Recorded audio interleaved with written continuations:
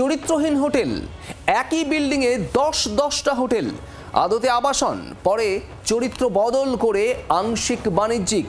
Hotel শিখা ইনের যথাযথ বৈধ নথি ছিল না বলেই প্রাথমিক তদন্তে তথ্য। কী কারণে আগুন লেগেছিল তাও নিশ্চিত হওয়া যায়নি। তবে হোটেল শিখা ইনের যথাযথ বৈধ নথি ছিল না, প্রাথমিক তদন্তে এমনই তথ্য উঠে আসছে। আদালত এদিকে দমকলের তরফে আলাদা অভিযোগ দায়ের করা হয়েছে। অন্যদিকে ডিসিডিডির নেতৃত্বে তদন্তকারী দল গঠন করে গোটা ঘটনার তদন্ত করা হচ্ছে। আবু জাফর, যিনি লিজ হোল্ডার, তাকে ইতিমধ্যে গ্রেপ্তার করেছে পুলিশ। অয়ন ঘোষাল আমাদের প্রতিনিধি রয়েছেন আমাদের সঙ্গে সরাসরি। অয়ন, হোটেল শিখা ইন, এই হোটেলের আদৌ যাবতীয় নথি, বৈধ নথি ছিল কিনা, এটাই এই মুহূর্তে সব থেকে বড় প্রশ্ন। প্রাথমিক তদন্তে কি উঠে আসছে?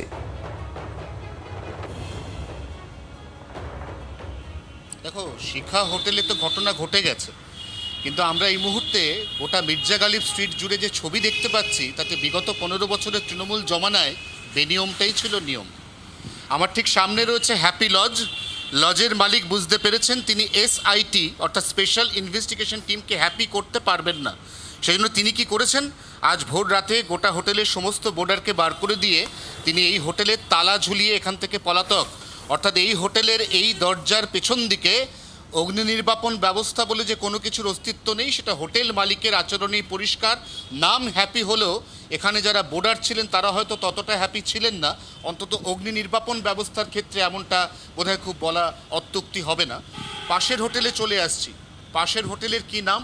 পাশের হোটেলের নাম হচ্ছে মেজর। আসুন, আমরা দেখতে পাচ্ছি এই মুহূর্তে মেজর হোটেল। আমরা সেই হোটেলে একদম সোজা চলে যাব। এটা হচ্ছে হোটেলের মেন সিঁড়ি, এখান দিয়ে বোর্ডাররা নামা ওঠা করেন। আর তার ঠিক পেছন দিকে আমরা দেখতে পাচ্ছি যে জি 24 ঘন্টা কিছুক্ষণ আগে এই হোটেলটায় ঘুরে গেছিল। এখানে যে এমার্জেন্সি ফায়ার এক্সিট রয়েছে, ওই যে সেই এমার্জেন্সি ফায়ার এক্সিট, জি 24 ঘন্টার ক্যামেরা এখানে ঘুরে যাওয়ার পরে এই সম্পূর্ণ বন্ধ হয়ে যাওয়া যে স্পাইরাল সিঁড়ি, যেটা এমার্জেন্সি ফায়ার এক্সিট, তার সামনে এই আলমারি দাঁড় করানো ছিল। সেই ছবি আমরা পেয়েছি। এই আলমারিটা দিয়ে গোটা সিঁড়িটা ব্লক করা ছিল। এখন জি 24 ঘন্টার ক্যামেরা এখানে আসায় হঠাৎ করে কর্তৃপক্ষের মনে হয়েছে ঠিক তো, এই যে ফায়ার এক্সিট এটা তো ক্লিয়ার রাখতে হয়, এটাই তো দমকলের নর্ম বা প্রোটোকল। অতএব তারা এখন এই সিঁড়ি পরিষ্কার করছেন। সিঁড়ির মধ্যে ভর্তি সামগ্রী ছিল, ছবি আছে জি 24 ঘন্টার কাছে। সেই সামগ্রীগুলো এখান থেকে সরানো হয়েছে। বিশাল বড় একটি লকার, এই লকারটি এখান থেকে সরানো হয়েছে। এখানে সমস্ত কিছু যা জিনিসপত্র সামনে পড়ে আছে সব সিঁড়ির মধ্যে রাখা ছিল। ভাবো, যদি হঠাৎ করে আগুন লাগে এবং যদি সেখানে বিপন্ন বোর্ডার যারা হোটেলে আছেন আবাসিক, তারা যদি হঠাৎ করে মনে করেন যে সামনের সিঁড়ি দিয়ে নামা ওঠার উপায় নেই, পালানোর উপায় নেই, তাহলে বিকল্প যে সিঁড়িটা তাতে কী কী রাখা ছিল দেখো। চারপাশের যা কিছু দেখছো, চারপাশের যা কিছু দেখছো, একদম ক্যাটেগরিক্যালি যা কিছু চারপাশে দেখছো, এই সমস্ত কিছু দিয়ে ওই সিঁড়িটা ব্লক করা ছিল। এবং তারপরে তড়িঘড়ি জি 24 ঘন্টার ক্যামেরা মিনিট 10 আগে এই হোটেলে এসেছিল। আমরা এই হোটেলটা ক্যামেরা নিয়ে রিভিজিট করছি, তখন টনক নড়েছে। অর্থাৎ গতকালের অগ্নিকাণ্ডে 9 জনের মৃত্যুর পরেও টনক নড়েনি। টনক কখন নড়েছে? যখন জি 24 ঘন্টা ক্যামেরা নিয়ে এসছে এই মেজর গেস্ট হাউসে, যার ঠিকানা 23 নম্বর মির্জা গালিব স্ট্রিট, যৌতুকগৃহ অর্থাৎ শিখা হোটেল থেকে মাত্র সাকুল্যে 60 থেকে 70 মিটার দূরত্বে। এখনো পর্যন্ত চোখ খোলেনি। তাহলে কি মৃত্যুর বিনিময়ে চোখ খুলবে? তাও তো খুলছে না। 9 জনের মৃত্যুর পরেও হোটেল কর্তৃপক্ষের চোখ খোলেনি। চোখ খুলেছে কখন? যখন জি 24 ঘন্টার ক্যামেরা এই হোটেলে এসে ওই সম্পূর্ণ ব্লক হয়ে যাওয়া ফায়ার এক্সিট বা এমার্জেন্সি এক্সিট তার ছবি তুলে ধরেছে।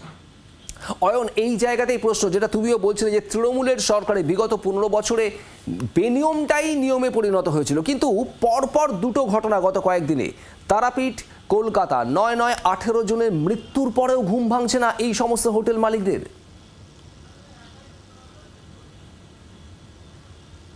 না, ঘুম তো ভাঙছে না। এবং তার মাসুল কারা গুনছেন? তার মাসুল গুনছেন নিরীহ বোর্ডাররা। গতকাল যে মর্মান্তিক মৃত্যু হয়েছে তাতে বিদেশি নাগরিকরা ছিলেন, তাতে ভারতবর্ষের শিলিগুড়ির একজন বাসিন্দা ছিলেন, ঝাড়খণ্ড থেকে এসেছিলেন এখানে কাজ করতে, মাত্র 19 বছরের তরতাজা একজন যুবক তিনি ছিলেন। অতএব এতগুলো প্রাণ ঝরে গেছে গাফিলতির জন্য। এবং তারপরেও সেটা বিস্ময়কর যে ওই গাফিলতি যেটা এখান থেকে আমার ক্যামেরা বন্ধু নবীন যেখানে দাঁড়িয়ে এই মুহূর্তে আমায় দেখাচ্ছে, তার কার্যত বিপরীতে ক্যামেরার ঠিক পেছনে যেখানে আগুনে 9 জনের মৃত্যু ঘটছে, সেই 9 জনের মৃত্যুর পরেও টনক নড়ছে না। তাহলে আর কিভাবে টনক নড়বে? কতটা কঠোর প্রশাসনিক পদক্ষেপের প্রয়োজনীয়তা রয়েছে সেটা জি24 ঘন্টা দেখানোর চেষ্টা করছে। এবং যদি সময় থাকে আরও একটা অদ্ভুত ছবি দেখাবো, একটা চালু গেস্ট হাউস, মনে হচ্ছে যেন ভুতুরে বাড়ি, পোড়ো বাড়ি, কিন্তু না, এটা একটা চালু গেস্ট হাউস। দেখো সেই ছবি। আমরা প্রথম গেস্ট হাউসের নাম দেখাবো। কি নাম? এই গেস্ট হাউসের নাম হচ্ছে আল আকসা গেস্ট হাউস। অ্যারো মার্কিং করে আমরা সিঁড়ি দিয়ে যাচ্ছি, তার আগে আমরা একটু চারপাশের পরিস্থিতি দেখাই দর্শকদের। এটা একটা গেস্ট হাউসের এন্ট্রেন্স। এই গেস্ট হাউসের এন্ট্রেন্সে বিপজ্জনকভাবে তার ঝুলছে, কোনো কোনো ওয়্যার লুজ রয়েছে, এবং তারপরে যদি আমরা এই সোজা সিঁড়ি দিয়ে উঠি তাহলে এটাই সিঁড়ি। এখানে আলাদা করে কোনটা এমার্জেন্সি এক্সিট, কোনটা নন এমার্জেন্সি এন্ট্রি, এসব তুমি একদম জাস্ট ভুলে যাও। আমরা এখানে আস্তে আস্তে উঠতে উঠতে যদি দেখি তাহলে দেখবো যে এখানে সিঁড়ির মধ্যে প্রথম কথা হচ্ছে আরেকটি যে এক্সিট সেটা তালা মারা, এবং তার সঙ্গে সঙ্গে সিঁড়ির মধ্যে স্তূপাকার জিনিস রাখা। অর্থাৎ এক্ষেত্রে একই কথা প্রযোজ্য। হঠাৎ করে যদি আগুন লাগে, অঘটন তো কাউকে বলে আসে না। আগুন লাগার পরে কিন্তু সমস্ত রকম এক্সিট বন্ধ হয়ে যাচ্ছে, এবং যেটুকু এক্সিট অবশিষ্ট রয়েছে সেখানে একটা উইন্ডো যেখান দিয়ে এয়ার পাস করে, সেই উইন্ডোটা সম্পূর্ণ প্লাস্টিকের ক্যারি ব্যাগ দিয়ে গুঁজে গুঁজে বন্ধ করা। অর্থাৎ এইরকম একটা বেআব্রু, চূড়ান্ত অনিয়ম এবং বেআইনি ব্যবস্থাপনার মধ্যে দিয়ে এই সমস্ত গেস্ট হাউস চলছে মির্জা গালিব স্ট্রিটে। এবং সেই কথাটা যেটা দিয়ে শুরু করেছিলাম সেটা দিয়ে শেষ করছে শুভদীপ। সেটা হচ্ছে বিগত 15 বছরের তৃণমূল জমানায় বেনিয়মটাই হয়ে দাঁড়িয়েছে নিয়ম। শুধুমাত্র মির্জা গালিব স্ট্রিটে 60-70 মিটার এদিক ওদিক গিয়ে একাধিক হোটেল বা গেস্ট হাউসের যে ছবি, এই ছবি দেখলে এই তথ্য একেবারে পরিষ্কার। একদমই। বাংলার আওয়াজ, বাঙালির আবেগ, জি 24 ঘন্টা।